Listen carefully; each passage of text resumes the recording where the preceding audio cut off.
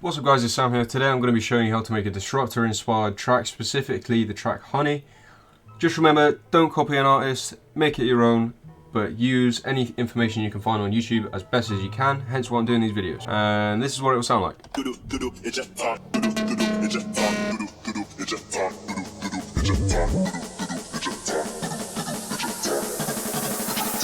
Do it, man, I put work in the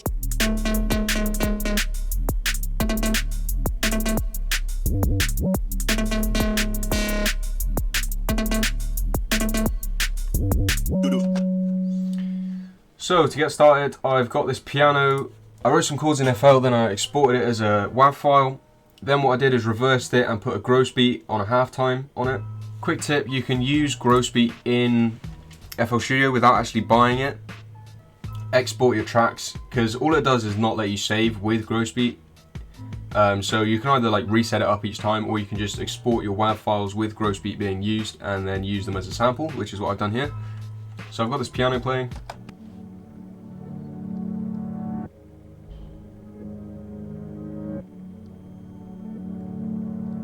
Next, I've got some snares, adding a bit of build, and they are just rising in volume.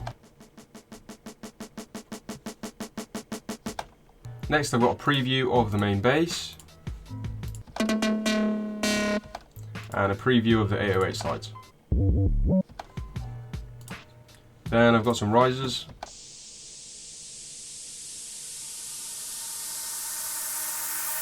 Yeah, nothing too interesting. Then I've got some vocal samples, and they are decreasing in volume, and also I've got a bit of reverb which is increasing in volume.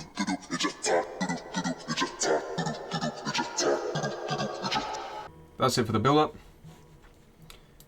Next we're going to move on to the drums. Now I'll start with the kick, and I don't usually put my kicks in patterns like this, but because it's made in Serum, I have to. And that's just in a normal two-step pattern.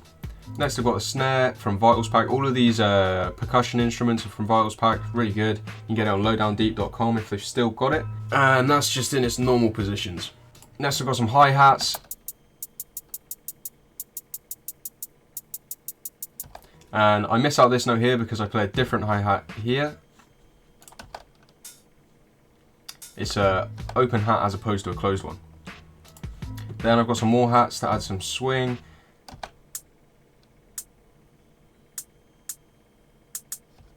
Finally, an open hat in the middle of every bar. So altogether, the percussion sounds like this.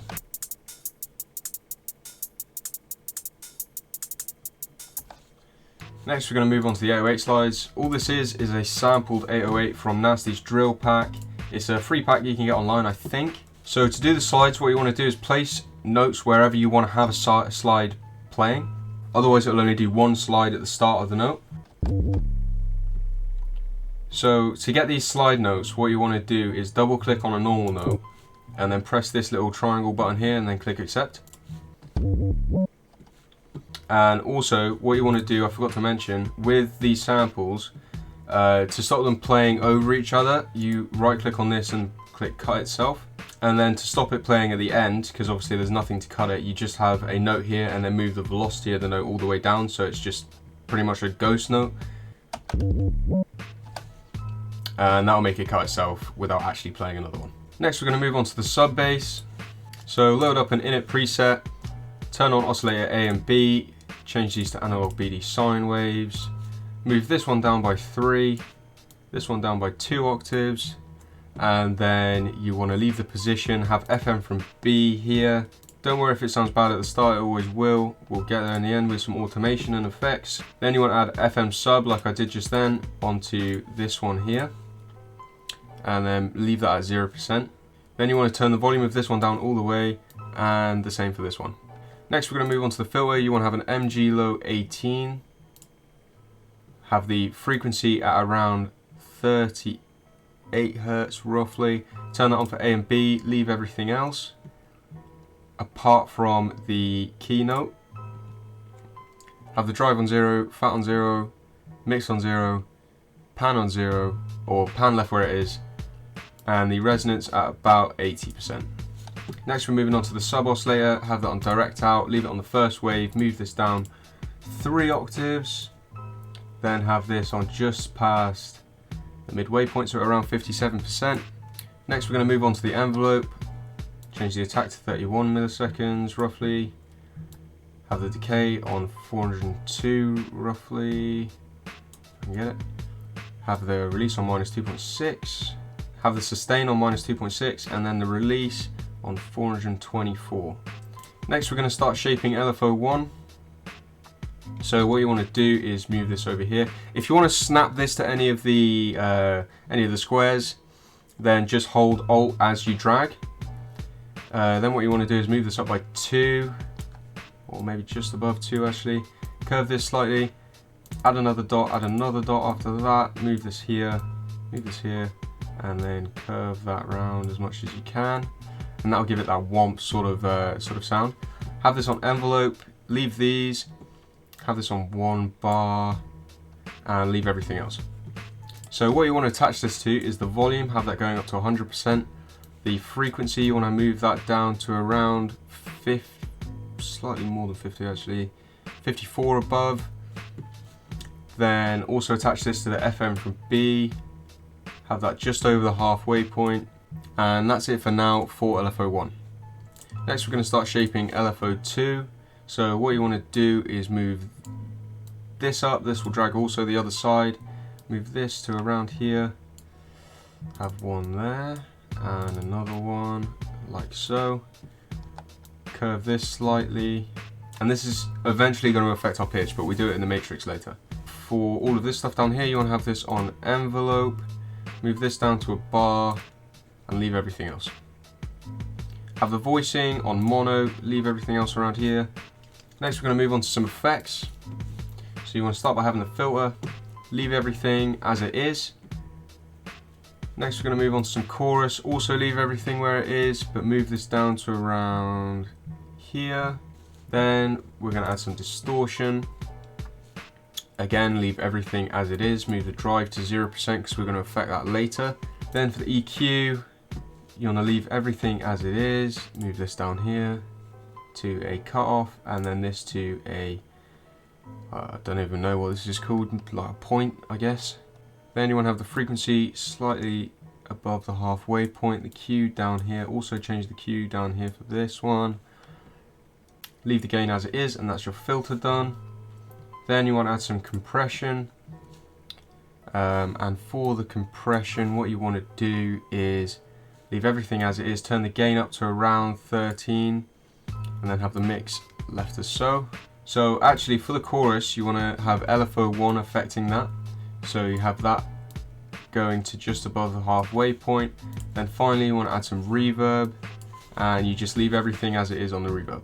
Next we're going to move over to the matrix, and this is basically where you can look at what all of your LFOs are affecting, and you can add certain stuff which you wouldn't usually be able to do just from dragging and dropping. So for LFO2 we're going to affect the master tune, which you'll find on the global tab. Leave this as it is, going both ways, and then move this to around 10.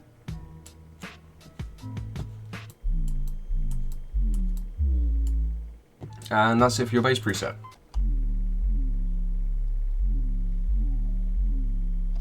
Then finally for the main bass, or the high pitch sort of click, I've got pitch bend affecting it, going down by 1 note.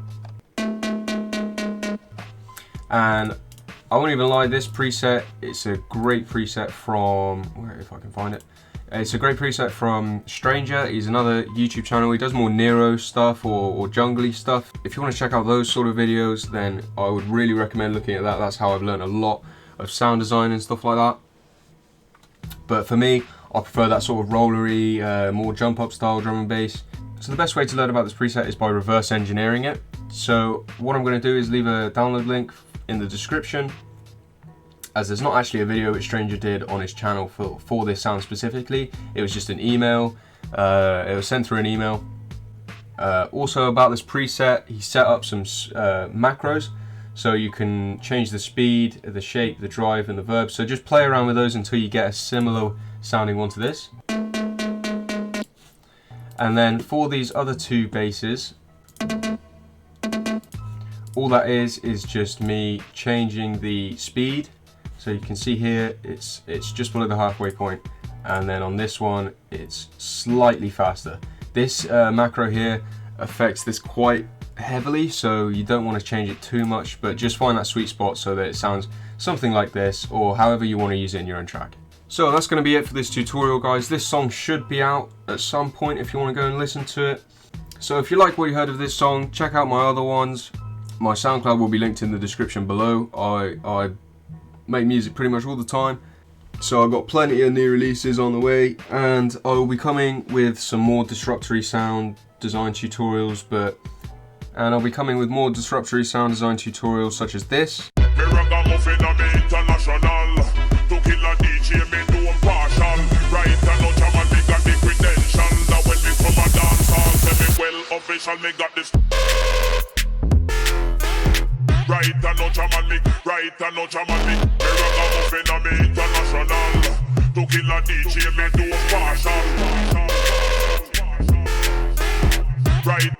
So yeah, if you enjoyed the video, leave a comment about what I should do next, and like and subscribe.